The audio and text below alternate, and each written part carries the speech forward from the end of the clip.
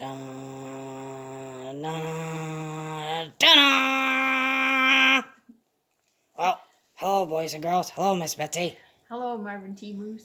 Well, today we're doing our timeless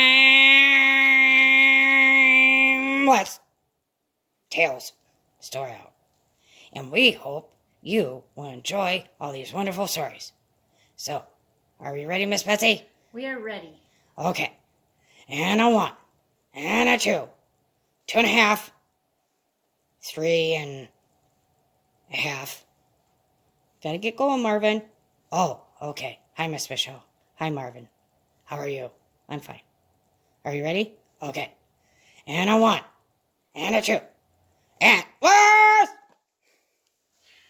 Hi, boys and girls. Our first story today is A Second Is a Hiccup by Hazel Hutchins.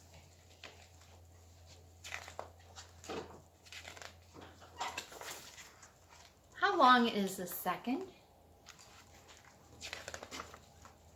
A second is a hiccup, the time it takes to kiss your mom, or jump a rope, or turn around.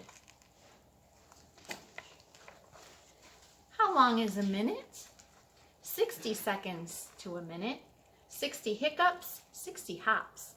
Or if you sing just one small song, chorus, verses, not too long, that's just enough to fill a minute. How long is an hour? 60 minutes singing by. If you build a sandy tower, run right through a sprinkly shower, climb a tree and smell a flower, pretend you have a secret power, that should nicely fill an hour. How long is a day? 24 hours by the clock, starting when the sun comes up. The day needs filling like a cup. Hiccups, kisses, songs, and showers, lots of trees and lots of flowers. Breakfast, lunch, and snack and dinner, play some games and cheer the winner. Draw a picture, read a book, tell a joke and learn to cook. Watch the sunshine fade away, fall asleep, and that's a day. How long is a week? 7 days all in a line. Sunday, Monday, Tuesday, Wednesday, Thursday and Friday, and the end day, Saturday, favorite one. Some are quiet, some are fun. Work days, home days, play days, school days. 7 wake-ups, 7 sleeps. Close your eyes and do not peek, but you'd never, ever, ever stay asleep for 1 whole week. How long is a month?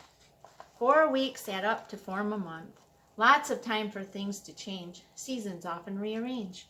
Winters melt and warm to springs. Caterpillars find their wings. And if you fall and scrape a shin, in a month there's brand new skin. Learn to tie your laces tight. Learn to float, relaxed and light. Learn to count clean up to 10. Learn to count back down again. Watch the moon grow round and fat, then thin again. Imagine that. And all of it in 1 month flat. How long is a year? 12 months together make a year. A great big circle spinning round. Climb aboard, you're 1 year bound. You'll grow right out of your old shoes and taller too. Now that's good news. Sunshine, snow, rain and squall. Winter, spring, summer, fall. Twigs on trees grow, leaves and peaches. See how far a whole year reaches. Tiny babies learn to walk, bigger babies learn to talk. Holidays of every kind linked together in a line. When your birthday's almost here, you are older by a year. Changes come and changes go, round and round the years you'll grow, till you're bigger, till you're bolder, till you're ever so much older. And through all the hours and days, as time unfolds in all its ways, you'll be loved as surely as a second is a hiccup. The end.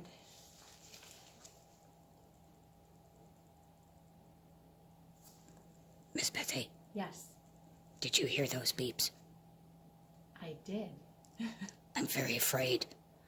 It's all right, Marvin T. It's just the computer making its noises. Are you sure? I am positive. Because I think it was those sneaky squirrels. And I think Barney was right. I still think they're sneaky squirrels. They scared me. Well, it's just the computer. It makes that noise all the time. Oh, okay. Well, we'll watch out for squirrels anyway. Yes, we will. We Okay. love squirrels. All right. Well, thank you, Miss Betsy, for that timeless tale. And now it's time for Miss Lynn. And hopefully those sneaky squirrels won't start beeping again. Are you ready, Miss Lynn? I'm ready, Marvin T. Okay. And a 1, and a 2, and a 3, and a 3/4. Antlers! Good morning, boys and girls. This book is called Coyote in the Sky and How the Sun, Moon, and Stars Began. And this story is a Tamaya Pueblo creation story about the animal people's journey to the fourth world. A long time ago, the animal people decided to make a journey up into our world, the fourth world. There they are. Back then, where we lived in the underworld was called Shipap, or the third world. The animal people went to the leader of the third world and asked him for advice. What should we do when we get to the fourth world? And he gave them great advice about how they should all stay together and watch out for one another. And they all sat there and listened to him. But there was one animal that the leader didn't allow to join the other animals in their journey. Coyote. This was because he was always making mischief or trying to trick someone out of food. There he is. When everyone was ready, they started to make their long journey. The animal people began to climb and climb up into the fourth world. When they arrived, it was very dark. They could not see anything and kept bumping into one another, and they were scared.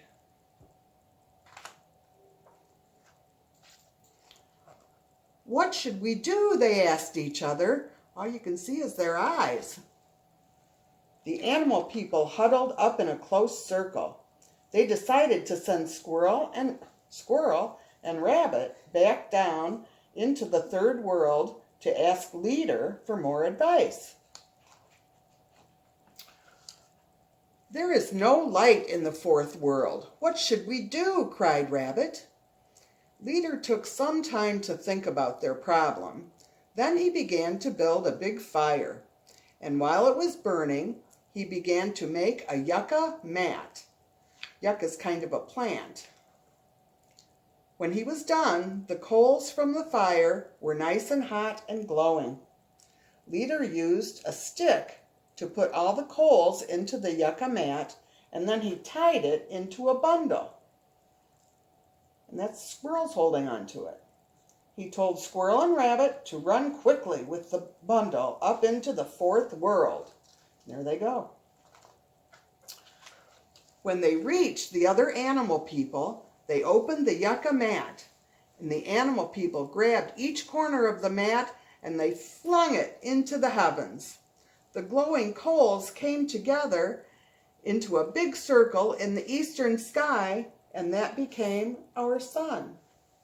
At last there was light, and how beautiful it was. Oh, they were all happy to see it. But then the sun began to move across the sky into the west and soon disappeared, and it was dark again. Now what should we do, they said. The animal people once again huddled into a small circle. Again, they decided to send Squirrel and Rabbit. Squirrel! But this is a good squirrel, Marvin T. Are He's you sure? helping. Well, I heard Barney. He's after that squirrel. Well, tell him it's a good squirrel, and it's just in the story anyway. Okay. All right. All right. It's okay. Again, they decided to send Squirrel and Rabbit, because they were the fastest, down to the third world to ask Leader what to do. This time, Leader made an even bigger fire with bigger coals. While it was burning, he made another yucca mat, and when the mat was done and the coals from the fire were red and hot, the Leader took the coals and put them onto the mat.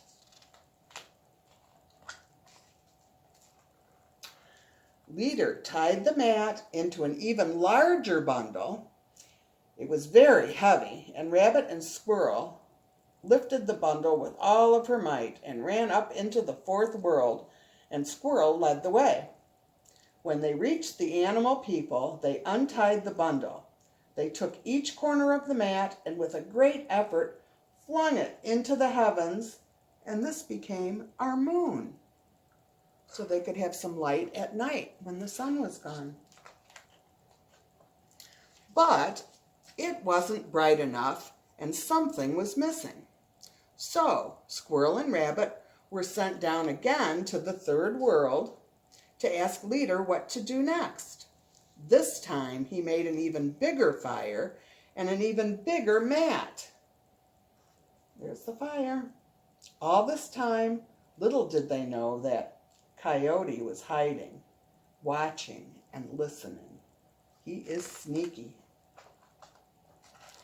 When all was ready, Leader wrapped the red-hot coals into the mat and told Rabbit to run as quickly as she could back up to the fourth world with Squirrel leading the way. Rabbit could feel the heat from the coals, and even to this day you can see Rabbit's eyes are pink from the heat. But Rabbit was very brave. She held the yucca mat out in front of her, and all she could see was Squirrel's tail leading the way. They did not know that Coyote had come out of hiding and was following them up into the fourth world.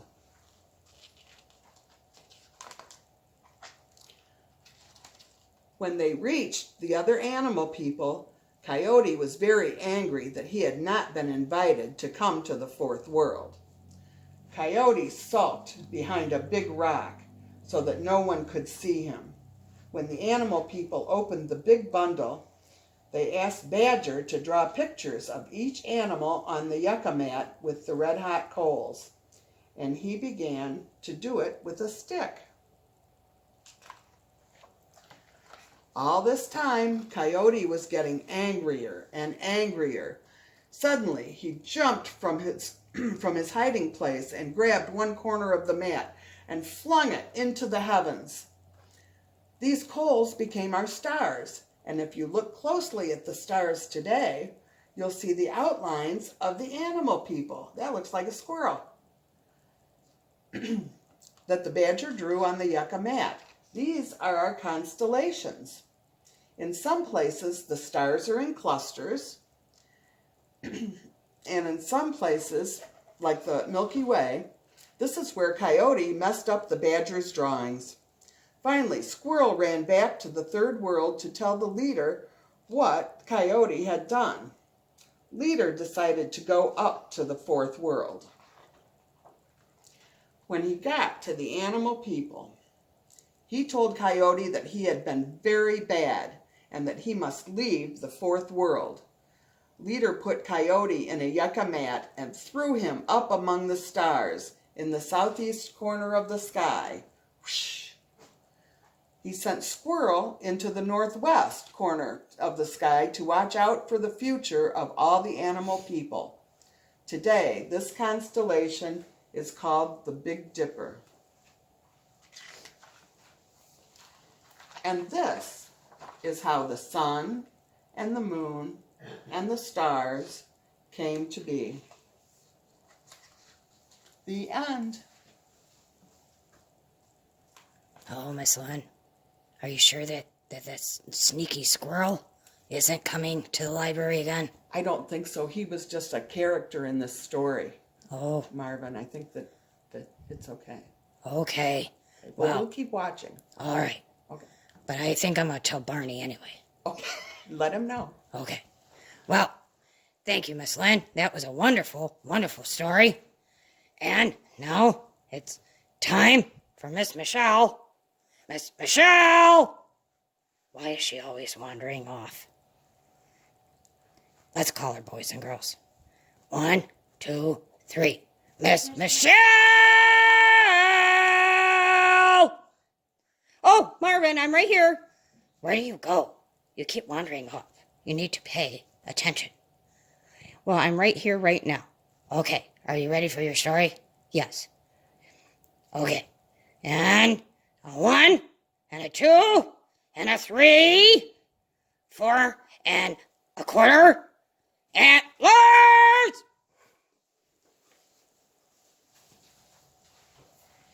Hi, boys and girls. I was looking for the squirrel just in case. But I'd like to read you. This is The Lion's Share, and it's a tale of having cake and eating it too. And it's by Matthew McGilligut. So, thought this was a really cool story, and I think you'll like it. The Lion's Share.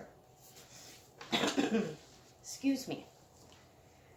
Every year, at the start of spring, the lion invited a small group of animals to join him for a special dinner.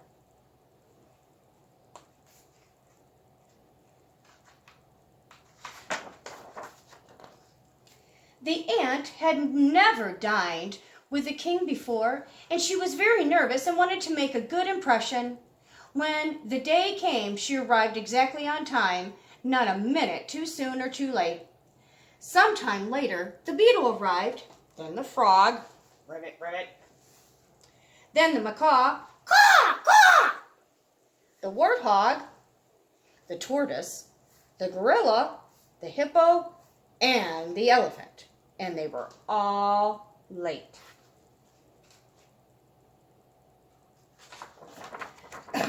Excuse me. Well, when dinner was served, the ant was shocked at how the others behaved. The elephant talked about himself constantly.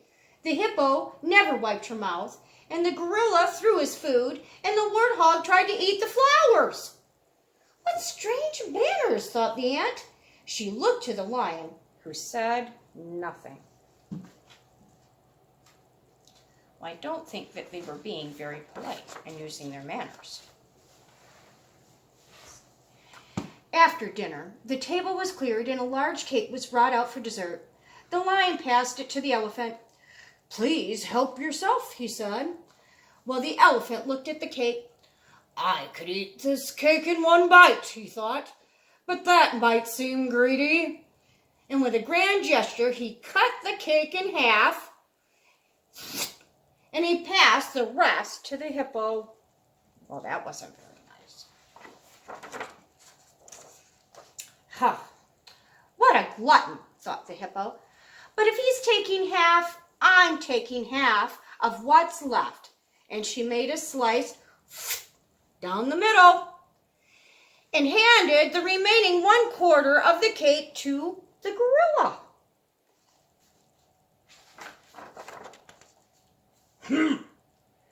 This continued around the table as each animal took half of the remaining cake and passed the rest on until it finally reached the ant, and she struggled to cut the tiny slice in two. It crumbled to pieces on her plate, and all the animals turned to her. "Typical ant," said the elephant. "She thinks only of herself. When the cake came to me, I shared it."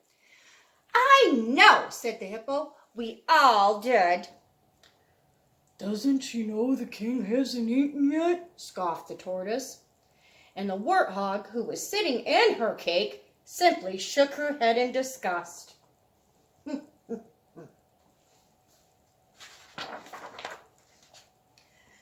The ant was mortified, and surely she would never be invited back. "My king," said the ant, "please forgive me. I am ashamed to say there's nothing left to share. But if you will allow, it would be my honor to bake a special strawberry sponge cake just for you tomorrow. It is my grandmother's recipe, and I think you will enjoy it." And the king smiled. "Thank you," he said. "You are very generous." He said in his kingly voice. "Well, who does she think she is?" thought the beetle, and he scampered over to the lion's plate. "My king, to show you my thanks, I would like to bake you 2 cakes tomorrow, double chocolate fudge." Ribbit. "Hey, king," said the frog, "I'm going to bake you 4 raspberry layer cakes tomorrow. That's twice as many."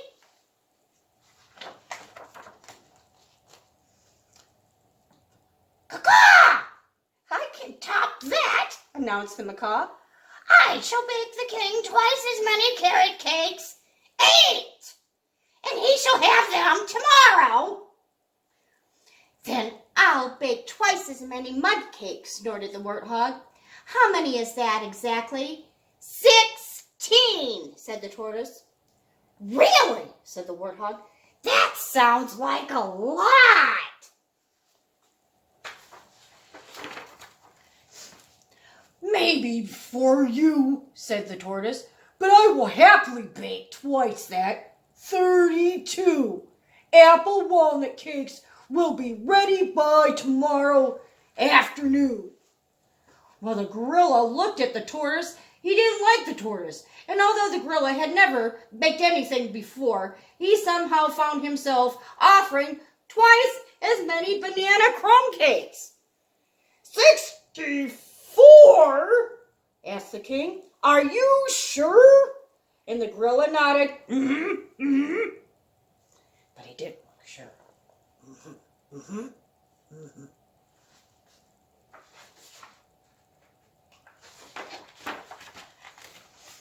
And all eyes turned to the hippo. "Naturally," she stammered, "it'll be my honor to bake twice as many spice cakes. Let me see." She took out a piece of paper and began to scribble some numbers, and her hoof was shaking as she put down the pencil. "This can't be right," she said finally. And the gorilla grabbed the piece of paper. 128, he announced with a grin.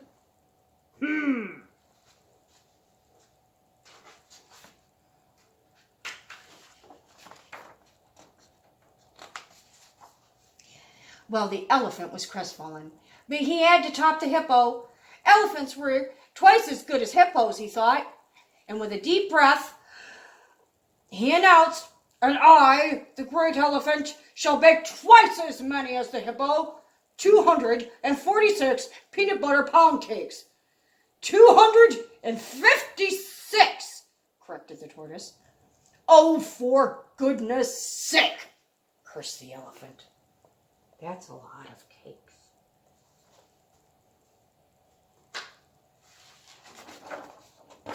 Well, that night, the ant baked her cake for the king, and she took her time, and she measured everything carefully, and she spread the frosting as smoothly as she could, and then she decorated the top with sprinkles. It was a very fine cake.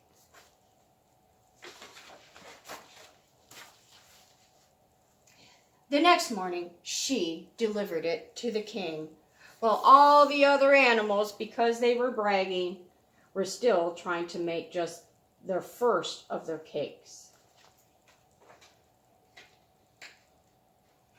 And if they had been polite in the beginning, they wouldn't have gotten themselves into such a big mess. "Such a fine cake," said the lion. "Won't you share it with me?" And ant and lion shared the cake. And that is the end of that story. And we're going to have to go try to find Marvin T. because he might be looking for squirrels. Hold on just a second. Let's go find him. Marvin! Marvin! Marvin! I was looking for the squirrels. There aren't any squirrels. I don't know. I think there's still squirrels. I'm going to go tell Barney. Okay, well, we have to end this story hour. We got to get ready for the second story hour. Oh, that's right. Okay, boys and girls. Well, why go look for squirrels? We're going to get ready for part. Sorry. Okay, part 2 of our story hour. Sorry, I need a glass of water. I'll get you a glass of water right now. Okay, stay tuned, boys and girls. We'll be right back.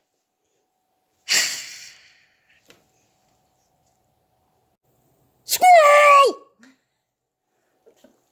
Barney? Squirrel! Barney, there aren't any squirrels. It was the computer beeping. Well, Marvin told me there were squirrels. Oh, hi, Miss Betsy. How are you? I'm fine, Barney. The squirrels were in the story. Squirrel! They were just in the stories. Are you sure? I'm positive. Okay. Well, I'm going to go look just in case. Are you ready to tell your story? I sure am. Okay. Well, and a 1, and a 2, and a squirrel! Hi, boys and girls. The second story, in part 2, by me, is called Zoo in the Sky by Jacqueline Minton. When the sun sets, darkness falls. The stars appear one by one. Then the sky turns into a picture puzzle. What is hiding in the pattern of stars? Some people say they only see squares and squiggles, lines and hoops. But imagine hard, and the sky comes to life. The star patterns make a wing here, a tail there, a twinkling eye, even a scorpion stinger. Sky watchers long, long ago imagined a whole zoo of animals. They shine there still when you're under the magic spell of the nighttime sky. The great bear quietly pads her way around the North Pole of the sky. Every day she makes the trip. 2 bright stars across her back point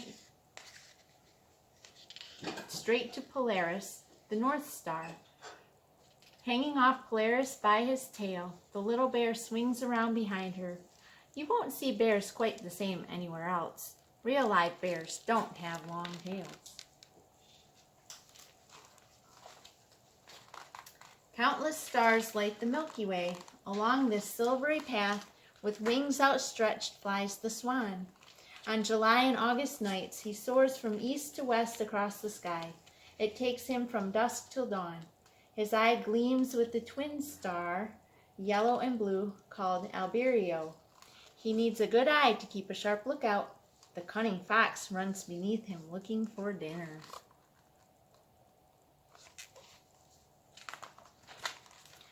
The scorpion has a nasty sting in his tail.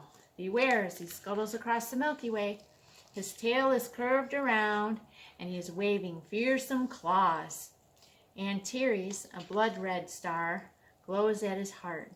But the wolf is nearby, and he is not afraid. After all, he is not a friendly creature himself.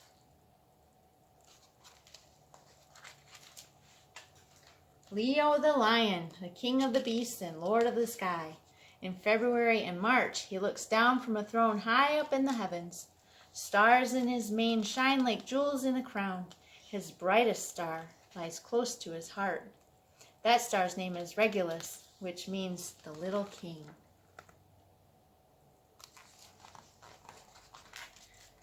Charging through the zodiac, here comes the bull. Head down, horns thrust forward. Taurus is ready to toss the twins. But they are safe, always on the other side of the Milky Way. The bull glowers with a brilliant red eye, the star Aldebaran. A whole cluster of stars scattered around his nose. The Pleiades huddle behind his shoulders. These starry sisters are not afraid. They know he will never look back. Charging through the zodiac, here comes the bull. Head down, horns thrust forward. Taurus is ready to toss the twins, but they're safe, always on the other side of the Milky Way. The bull glowers with a brilliant red eye, the star Aldebaran. The whole cluster of stars is scattered around his nose. The Pleiades huddle behind his shoulder. These starry sisters are not afraid. They know he'll never look back.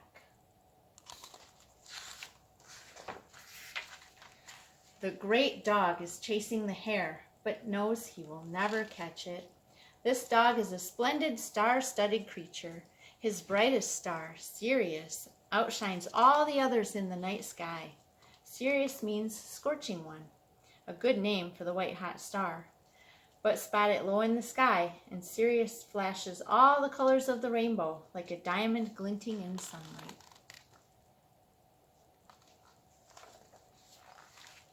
Deep in the southern sky, the glittering goldfish swims alongside where the good ship Argo sails an ocean of stars. The flying fish gives chase and fun, soaring out of the waves. Now take care, he warns, we must not get caught, but the fish are safe in their starry sea. They will never be anyone's dinner. The whale is the greatest of all living creatures. He is one of the largest in the sky, too. A monstrous size, he is sometimes called sea monster. On the whale's back, you will find Mira, the marvelous star. See how red it glows by his fin? Mira keeps dimming until it disappears. Then little by little, it brightens once more.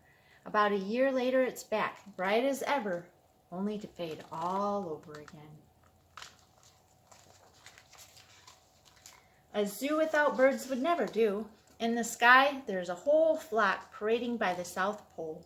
Tails on display, the proud peacock and the bird of paradise show off to anyone who watches. A toucan's glory is his beak, studded with an orange star. The crane peers at them all, stretching his long neck. Red and blue stars shine on his back. The long, scaly body of the crimson-eyed dragon coils around the north pole of the heavens. Take care, he might breathe fire. You won't find a dragon like him in an ordinary zoo, but the starry sky is magic, and one fine sparkly night, who knows, you just might fall under his spell. And those are the zoos in the sky.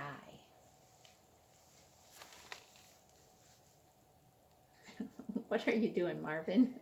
Well, I'm up here because I'm afraid of the squirrels. You don't have to be afraid of squirrels. Well, I don't know. They keep beeping. And I don't know. We can't find them. And Barney's out looking for them, but I'm going to stay up here until he finds them. Well, the beeping is the computer, not the squirrels. Are you sure? I am positive. Okay. Well, thank you, Miss Betsy, for that wonderful story. And Miss Lynn, are you ready? I'm ready, Marvin T. Here I come. What are you doing? Well, I'm up here, even though Miss Betsy says there are no squirrels. I keep hearing the beeping, and Barney's out looking for them just in case. You know, squirrels usually don't hurt you. Well, okay. I'll take your word for it. Squirrel. What? Was that Barney? See, I told you. He found the squirrels. Well, maybe I was wrong. Well, okay. Well, They're outside. He's looking out the window. He's looking out the window. Okay. All right. Well, I better go get Barney. Are you ready, Miss Lynn? I'm Yes. sorry. Yes, Okay. I'm ready. Okay. And a 1 and a 2 and goes! This next story is called Days of the Nights, and it's part of the Tales of the Time Dragon by Robert Newbecker.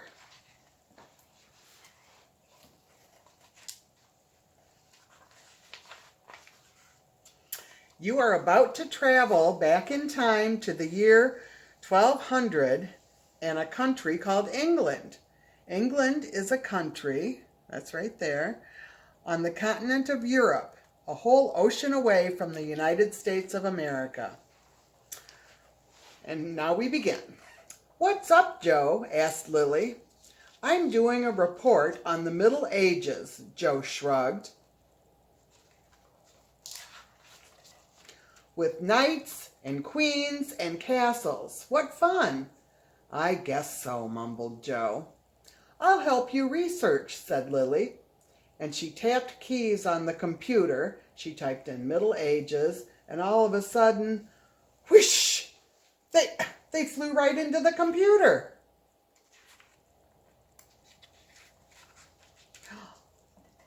"Where are we?" said Lily. "Look," cried Joe. "Where did that big red dragon come from?" "Good morning. I'm Red the Time Dragon. I will be your guide to the Middle Ages. It's the year 1200 and we are in England. We have to be careful. Dragons are not exactly popular here." And these people are saying, "Hark, a dragon! We must warn Sir Vile." He must be the knight that lives there. "This part of the world has many deep, dark forests filled with wild beasts," said Red. "There are dangers everywhere. Some are real and some are imagined." Oh, look at all the faces. "Like dragons," said Lily.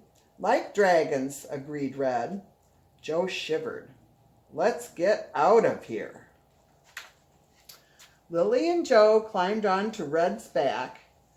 They snuck past a row of houses crowded with people and animals of all kinds. "Most people are poor here and can't read or write," said Red. "They are called peasants, and they live on farms or in small villages." "They let cows and pigs inside their house?" "They have to," said Red. "Animals keep them warm on long winter nights. Plus, if you leave your cow outside, someone or something might come along and eat it." Joe could feel eyes watching them, and he wasn't sure they only belonged to the pigs. The road led to a little town with a strong stone wall to keep out strangers. This guy says, "Get the dragon." Shopkeepers watched as they passed by. "I don't think they like strangers," whispered Joe. "Yeah, and what could be stranger than us, riding through on a dragon?" Soon they came to a harbor. Traders from all over Europe were selling their wares at the marketplace. A long ship rocked gently at the dock. "Vikings," said Joe a little bit too loudly. "Shh," said Red the Dragon. "Vikings are great traders and explorers from the north. They bring furs and silk to trade for wool, but they are also fierce warriors." Once again, people were staring at them. Lily was getting a very bad feeling about the traders in general, and the Vikings in particular. Next, they came across a huge building covered with carvings and beautifully colored windows. "The great churches are the finest works of art in the Middle Ages," Red said proudly. "This one must have taken years to build." "Hundreds," Red answered. Just then, big rocks began to fall from above. Ugly statues on the towers sprayed boiling oil. The church bells rang an alarm. "Time to move on," Red smiled, flashing 100 sharp teeth. Joe looked over his shoulder. They were being followed. I think everybody's becoming afraid of that Red the Dragon. "A castle!" Lily cried. "A knight named Sir Vile lives here," said Red. "He owns all the land that we've seen, and he makes the peasants pay to use it. And if he were a good knight, he would protect them in return. But he's a bad one? Asked Lily. Red sighed. Servile takes from the peasants, but he gives nothing back. He's a thief and a bully. And here's a knight saying, Servile, here's a dragon. And the townspeople are coming after the dragon. Well, don't look now, but there's a mob of bullies behind us, Joe said. Red turned and faced the crowd and said, I am not the one that you should fear, he called. Who makes you pay to use this land? And the crowd said, Servile. And who is to protect you? Red asked. Servile, the crowd said. Who takes what is yours and gives you nothing in return? Red shouted. Servile, said the crowd. Now they're starting to realize they don't get anything back from Servile, and he's a bully. Red, there's a nasty-looking knight heading straight for us, said Joe, and he's got archers shooting the arrows, yelled Lily. Duck! Hang on, said Red gleefully. Watch this. And he breathed fire. Whoosh. Hooray, said the peasants, and he knocked Servile, who's the bully, back. That was amazing, said Joe. And now that you've toasted Servile, how about roasting us some hamburgers? No need, said Lily. Look at this feast. Veggies, stew, meat, and bread. All the villagers brought food for them for saving them from Servile. Everyone cheered for Red. They were free of Servile at last. Joe happily stuffed food into his mouth. Joe, mind your manners, said Lily. Forks aren't in style, mumbled Joe, because they didn't use forks back then. They all used their fingers. So, Joe, when is this report due? Asked Red. Tomorrow, said Joe. Then it's time for you to get back home, said Red. Goodbye, Red, said Lily and Joe. Until next time. Lily, do you have a pencil? Asked Joe. Sure. And he started his report. He began by drawing a big red dragon. The end. Hi, Barney. Dragons! Just in the story, Barney. And he was a friendly dragon. Are you sure? Yes. Okay. Yes, he helped those two kids. Squirrel! There were no squirrels in this story. Oh, are you sure? Yep. Okay. Okay. Well, I am going to keep looking for the squirrels. Squirrel! Miss Michelle? Miss Michelle? Hi, Barney. I'm right here. Oh, okay. Squirrel! No, there's no squirrels, Barney. Well, I still think so. But are you ready for your story? Yes.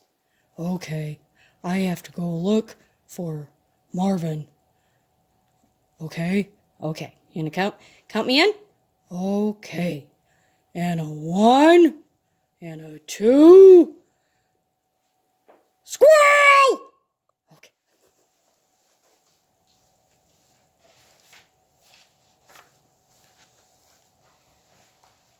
Well, hello, boys and girls. Sorry about that. I think poor Barney has gotten carried away with the squirrels and the dragons. But we're going to end with, this is kind of a silly tall tale, and it's called The Stinky Cheese Man and Other Fairly Stupid Tales by John Sieska and Lane Smith. And this one is called The Stinky Cheese Man. Once upon a time, there was a little old woman and a little old man who lived together in a little tiny old house. Little tiny. And they were lonely.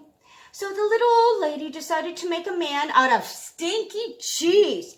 P.U. And she gave him a piece of bacon for a mouth and 2 olives for eyes.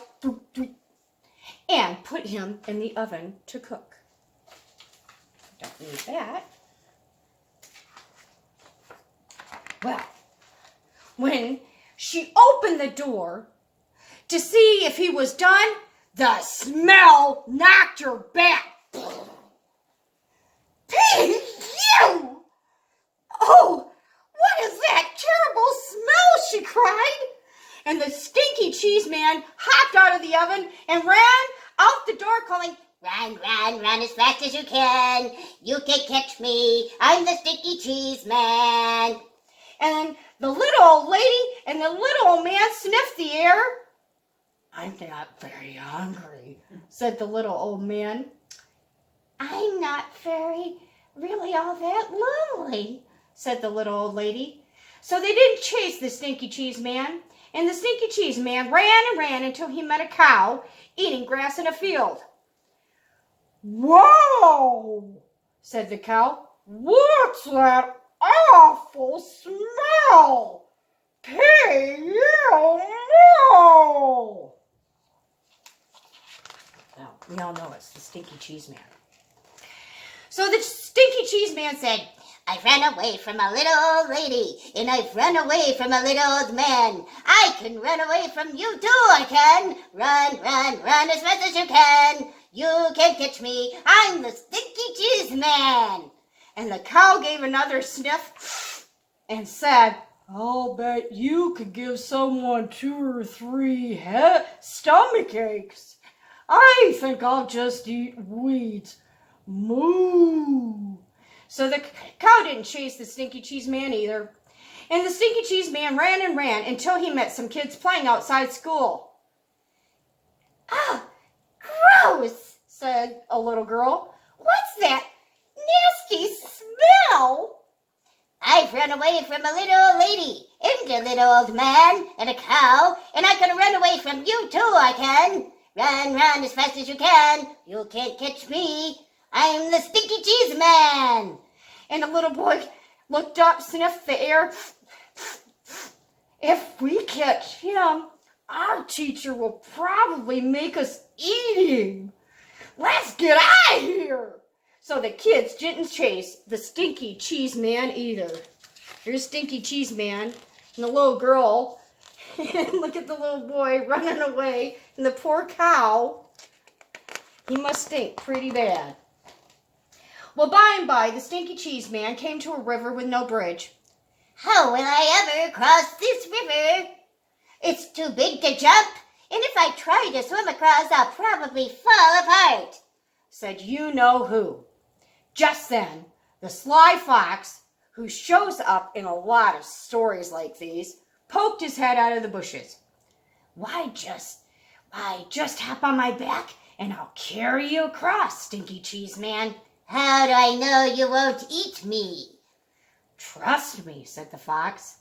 So the Stinky Cheese Man hopped on the fox's back, and the fox swam to the middle of the river and said, Oh, man! What is that funky smell? Pay you! Well, we all know it was the Stinky Cheese Man. Well, the fox coughed, gagged, and sneezed, Achoo! And the Stinky Cheese Man flew off his back into the river, where he fell apart. Oh no, I'm melting, I'm melting, I'm melting away. And that's where he fell apart. And that's the end. And that's the end of our silly story and our timely tale story hour. But we've got to find Marvin so he can tell the kid joke of the day. He's probably looking for Barney too. Hold on. Marvin! Marvin! I'll find him.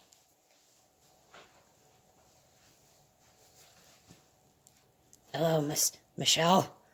I was looking for Barney, and he ran away because he was chasing squirrels. Now I don't know where he is.